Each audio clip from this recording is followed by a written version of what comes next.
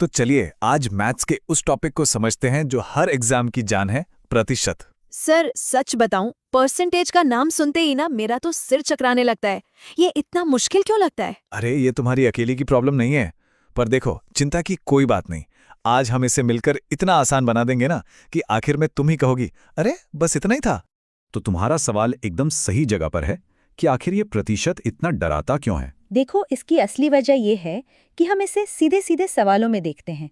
इसकी जड़ को, इसकी बुनियाद को कभी समझते ही नहीं। हाँ सर, बिल्कुल। स्कूल से लेकर कॉम्पिटिटिव एग्जाम तक ये टॉपिक तो पीछा ही नहीं छोड़ता। एग्जैक्टली।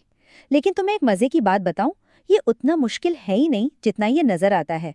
और आज हम मिलकर इसी डर को खत्म करने वाले हैं। और ये देखो, ये सिर्फ कहने की बात नहीं है, ये एकदम सच है। एक बार तुमने प्रतिशत पर अपनी पकड़ बना ली तो समझ लो profit loss, simple interest, compound interest, ऐसे कई चैप्टर तुम्हारे लिए बच्चों का खेल हो जाएंगे। सच में सर, मतलब ये तो एक सुपर पावर जैसा हुआ जो मैथ्स की ढेरों मुश्किलों को हल कर सकता है। बिल्कुल। तो फिर चलो आज इस सुपर पावर को अनलॉक किया जाए। ठीक है, तो एकदम बेसिक से शुरू करते हैं, जहां से प्रतिशत की कहानी शुरू होती है। पूरा का पूरा कॉन्सेप्ट बस 2 शब्दों में छिपा है, प्रति 100। प्रति 100? इसका मतलब हर 100 में से एक हिस्सा? क्या बात है, बिल्कुल सही पकड़ा। चलो अगली स्लाइड पर इसे और अच्छे से समझते हैं। देखो, प्रतिशत यानी प्रति और शत। शत का मतलब होता है 100। तो जब भी हम कहते हैं 50%, हमारा सीधा सा मतलब होता है 100 में से 50। बस इतनी सी ही बात है। अच्छा, तो जैसे मॉल में लिखा होता है 20% ऑफ, उसका मतलब ये हुआ कि हर 100 रुपए की खरीदारी पर 20 रुपए कम हो जाएंगे। शानदार, तुमने बिल्कुल सही समझा। जैसे ही ये एक बात दिमाग में बैठ जाती है ना, आगे का रास्ता अपने आप साफ हो जाता है। और मैथ्स की भाषा में कहें तो जब भी तुम ये परसेंट का साइन देखो तो बस ये समझ लो कि इसका मतलब है डिवाइडेड बाय 100 या बटा 100। ओके, तो मतलब ये परसेंट का निशान हटाने के लिए बस उस नंबर के नीचे 100 लगा देना है। जैसे 30% का मतलब हो गया 30/100। एकदम सही। यही वो गोल्डन रूल है जो प्रतिशत के हर सवाल का बेस है। चलो इसी बात को एक एग्जाम्पल से पक्का करते हैं। मान लो हमें 40% को फ्रैक्शन यानी भिन्न में बदलना है। तो बताओ सबसे पहला स्टेप क्या होगा? 40 के नीचे 100 लिख देंगे, मतलब 40/100। परफेक्ट। और अब अगला स्टेप? अब इसको सिंपल बनाना है। 40 और 100 दोनों किस कॉमन नंबर से कटेंगे? दोनों 20 के पहाड़े में आते हैं। तो 20 दूनी 40 और 20 पंचे 100, तो ये आ गया 2/5। अरे वाह, ये तो वाकई बहुत आसान है। बहुत अच्छे।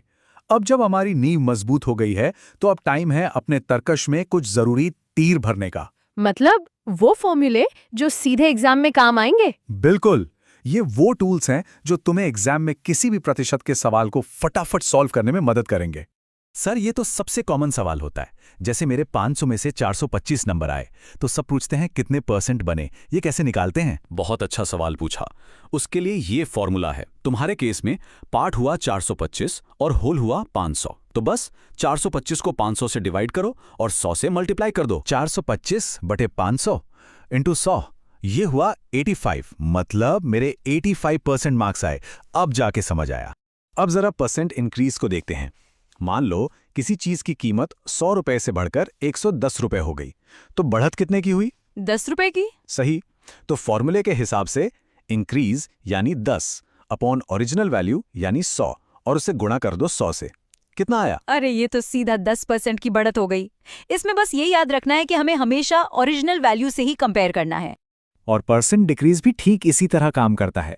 मान लो सेल में एक जीन्स की कीमत 2000 रुपए से घटकर 1500 रुपए हो गई, तो कमी कितने की हुई? 500 रुपए की। तो फॉर्मूला क्या बनेगा? कमी यानी 500 बटे मूल मान यानी 2000 गुणा 100। ये हो गया 25%। मतलब उस पे 25% का डिस्काउंट मिला। शानदार। देखा तुमने, चाहे बढ़त हो या कमी, कहानी का हीरो हमेशा ओरिजिनल वैल्यू ही रहता है। चलो भाई, अब आते हैं उस सेक्शन पर जिसका सबको इंतजार रहता है, शॉर्टकट ट्रिक्स। वाओ, ये तो वो सीक्रेट वेपन है जो एग्जाम में हमारा कीमती टाइम बचाएगा। बिल्कुल, ये वो ट्रिक्स हैं जो तुम्हें बाकियों से 2 कदम आगे रखेंगी। तो सबसे बड़ा गेम चेंजर क्या है? कुछ बहुत कॉमन प्रतिशत के फ्रैक्शन फॉर्म को याद कर लेना। लेकिन सर, इससे कैलकुलेशन तेज कैसे होगी? होगी, क्योंकि तब तुम्हें लंबी चौड़ी गुणा भाग करनी ही नहीं पड़ेगी। तुम बस सवाल देखोगी और दिमाग में ही आंसर आ जाएगा। समझ लो ये तुम्हारे मैथ्स के टूल किट में एक सुपर पावर जैसा है। अब जरा इस स्लाइड को देखो, यहीं पर सारा जादू है। अच्छा, तो मतलब 25% निकालने के लिए 25/100 से मल्टीप्लाई करने की बजाय मैं सीधे 1/4 से कर सकती हूँ। एकदम सही। अब खुद सोचो, अगर सवाल है कि 480 का 12.5% निकालो, तुम क्या करोगी? मैं टेबल देखूंगी। 12.5% मतलब 1/8, तो 480 का 1/8। अरे वाह, ये तो सीधा 60 आ गया। इसमें तो 5 सेकंड भी नहीं लगे। देखा, बस यही तो है टाइम बचाने की असली कला। ठीक है, अब जब तुम इतनी स्मार्ट हो ही गई हो, तो चलो तुम्हारे ज्ञान को एक कॉमन ट्रैप से परखते हैं जिसमें ज्यादातर स्टूडेंट्स फंस जाते हैं। कौन सा चाल सर? मुझे बताइए ताकि मैं ना फंसूं। ध्यान से सुनना, क्योंकि ये सवाल अक्सर एग्जाम के प्रेशर में गलत हो जाता है। सवाल ये है, एक सामान की कीमत पहले 10% बढ़ी और फिर 10% घट गई, तो क्या उसकी फाइनल कीमत वही रहेगी जो शुरू में थी? सोचकर बताओ, तुम्हारा पहला रिएक्शन क्या कहता है?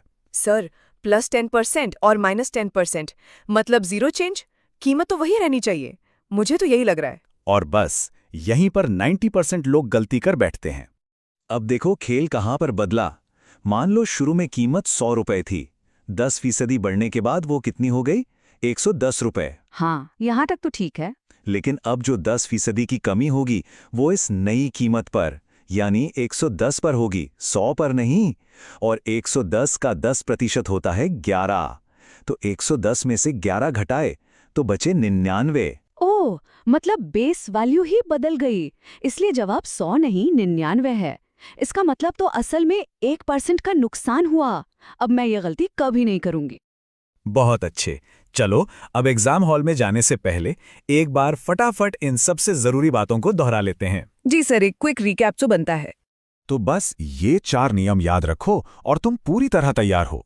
पहला, प्रतिशत का मतलब हमेशा 100 में से होता है। दूसरा, बढ़त हो या कमी, उसका बेस हमेशा ओरिजिनल वैल्यू होती है। तीसरा, लगातार परसेंट चेंज को कभी सीधे जोड़ना या घटाना नहीं है। और चौथा और सबसे जरूरी, वो फ्रैक्शन वाली टेबल को याद करना, वही तो असली दोस्त है जो टाइम बचाएगी। शानदार। बस ये 4 बातें दिमाग में रखो और तुम कोई भी सवाल हल कर सकती हो। तो इन सभी कॉन्सेप्ट्स, फॉर्मूलों और ट्रिक्स को जानने के बाद मैं तुमसे फिर वही सवाल पूछता हूँ, क्या अब तुम्हें लगता है कि प्रतिशत की कोई भी प्रॉब्लम सॉल्व हो सकती है? सर, अब डर तो बिल्कुल नहीं लग रहा।